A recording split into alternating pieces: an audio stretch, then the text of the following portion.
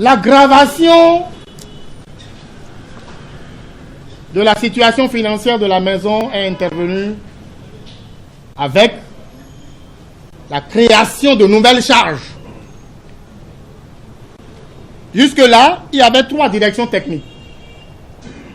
Le directeur général a pris une note passant de 3 à 7 directions techniques. Et pourtant, les finances sont toujours au stade maigre. Puis, a créé des postes de responsabilité passant de 26 à 54 avec effet financier immédiat et important. Nous nous sommes évertués à vérifier les diplômes des membres du conseil du comité de direction. 2 cas précis. Le directeur général lui-même, la directrice des ressources humaines, qui nous ont produit des diplômes qui ne sont pas éligibles dans le secteur public au Bénin.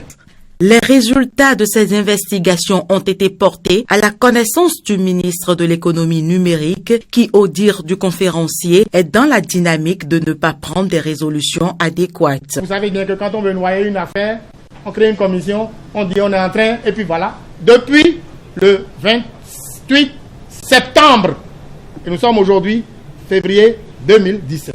Le 2 février 2017, elle nous envoie la lettre que voici. Les diligences complémentaires entreprises sous ma supervision tendent, d'une part, à faire respecter par les agents en cause les normes en vigueur relatives à la validité des diplômes délivrés par les établissements privés d'enseignement supérieur. D'autre part, à solliciter l'expertise des services compétents du ministère chargé de l'enseignement supérieur pour des enquêtes approfondies concernant le diplôme du directeur général de Libercom, dont l'authenticité est sujette à caution.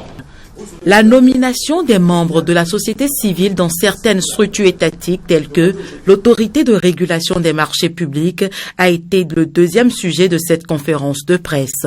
Jean-Baptiste Elias a prouvé aux hommes des médias que la participation de la société civile est totalement légale selon les tests du Code des marchés publics et les directives de l'UEMOA. Le président du FONAC a également notifié que cette nomination ne saurait empêcher le FONAC de jouer son rôle dans le développement de la société béninoise.